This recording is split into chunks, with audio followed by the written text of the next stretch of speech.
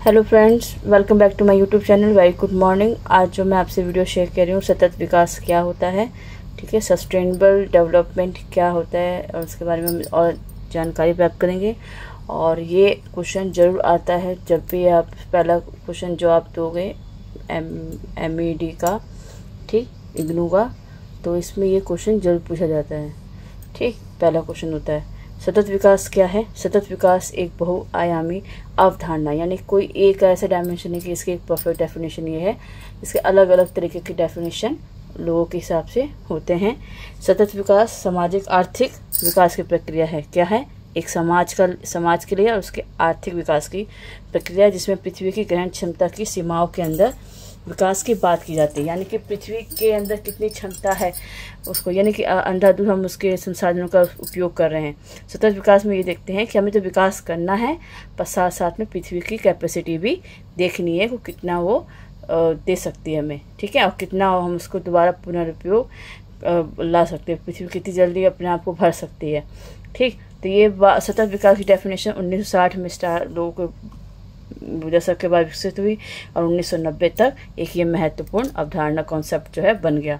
1960 के बाद जब औद्योगिकरण स्टार्ट हुआ तो लोगों ने इसके बाद तरफ ध्यान दिया, और फिर इसके बाद में दुष्प्रभावों को देखा, पर्यावरण पर पड़ने वाले औद्योगिकरण का, विकास का, तब जाकर 1990 में एक ये महत्वपूर्ण वो कॉन्सेप्ट बन गया जिस पर लोगों ने बात करी, ठीक है, सम्मेलन बिठाया। अब ये तीन चीज़ है, सततशीलता क्या होती है, विकास क्या होता है, और सतत विकास का क्या। सततशीलता होती है, सततशीलता का अर्थ एक प्रक्रिया या स्थिति से जो हमेशा के लिए बनी रहे, सतत मतलब कि लगातार बनी रहे, ये नहीं कि कभी ख़त्म हो। ठीक, तो प्राकृतिक संसाधनों का उपयोग इस प्रकार हो जिससे कि पारिस्थितिक संबंधी कोई असंतुलन ना हो, प्रकृति की ग्रहण और एवं उत्पादक क्षमता का अतिशोषण ना हो।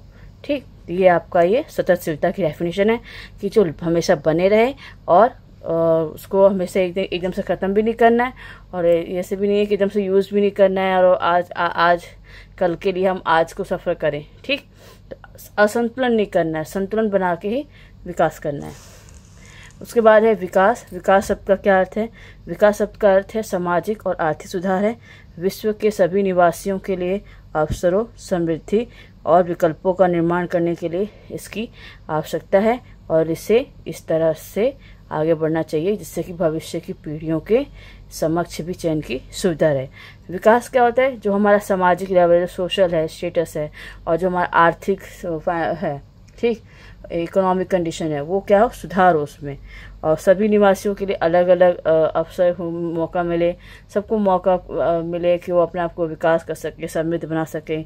ठीक, उनको ऑप्शन दिख सकें कि उन्हें किस तरह आगे बढ़ना चाहिए। ये पीढ़ी जो है, अगर हम ये चॉइस अगर हमारे सामने हो तो हमारे भविष्य में आने वाली पीढ़ियों के सामने भी ये चॉइस हो, ये नहीं कि बस आपको ये बचा है तो यही करें। तो ये होता है विकास। उसके बाद सतत विकास क्या होता है? सतत विकास की सबसे अधिक जो प्रयोग की जाने वाली परिभाषा वो है ब्रंटलैंड आयोग में अपनी रिपोर्ट आवर कॉमन फ्यूचर 1987 में दी है। ठीक, क्या दी उसने कहा है कि उसने सतत विकास को ऐसा विकास कहा है जो भविष्य की पीढ़ियों की आवश्यकताओं की पूर्ति से बिना कोई समझौते किए बिना और वर्तमान की आवश्यकता को भी पूरी करता हो। यानी कि आप ये नहीं कि आप आज का भी इफेक्ट कर रहे हैं और कल को बचाने के लिए आज भी नहीं कर पा रहे हैं, और आज कर रहे हैं तो कल भी नहीं बचा पा रहे, ऐसा नहीं। भविष्य का भी ध्यान रखना है और अपने वर्तमान को भी सुधारना है। सतत विकास के क्या उद्देश्य हैं? क्या उद्देश्य है इसका? पहला है कि आप जो संसाधनों हैं, आपके पास संसाधन है, उसका दुरुपयोग ना हो, व्यर्थ उपभोग ना हो, पृथ्वी के प्राकृतिक संसाधनों का संरक्षण हो। ऐसी नई प्रौद्योगिकी या वैज्ञानिक तकनीकी खोजी जाए जिससे प्रकृति के नियम अनुकूल कार्य करे। ठीक, विविधता का सम्मान करना। अब पूरी दुनिया में अलग अलग तरह के लोग हैं, ठीक, और अलग अलग लोगों की डिमांड होती है, मांग होती है, उनका विकास का तरीका अलग होता है। तो जो विकास की जो नीतियाँ बनाती है सरकार, उनमें उन लोगों को भी शामिल किया जाए जो वहाँ पे स्थानीय लोग हैं, देसी लोग हैं, मूल निवासी है, तो उनको भी उन नीतियों में शामिल किया जाए। ठीक है, शासन हमारा कैसा हो? सरकार का शासन प्रबंध की संस्थाओं का विकेंद्रीकरण होना चाहिए, किसी एक के ऊपर सारा शक्ति नहीं होना चाहिए। विकेंद्र सबको समान शक्ति बांटी जानी चाहिए और उन्हें अधिक लचीला, पारदर्शी और जनता के लिए उत्तरदायी बनाना चाहिए।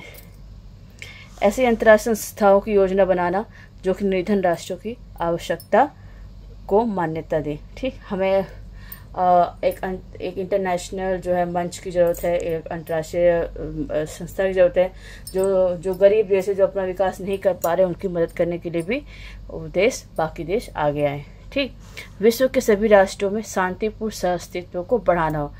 अब जब विकास करना है तो सबसे पहले हमें अपने देश में या अपने आसपास या पूरे विश्व में शांति को बढ़ावा देना है। युद्ध वगैरह नहीं करना है। युद्ध से किसी का विकास नहीं होता, बल्कि उल्टा नुकसान होता है। तो इससे शांति जितनी बनी रहेगी, शांति का वातावरण जितना होगा, उतना अधिक विकास होगा सबका। ठीक है, ये वीडियो आज के लिए इतना ही, बाकी हम कल मिलते हैं।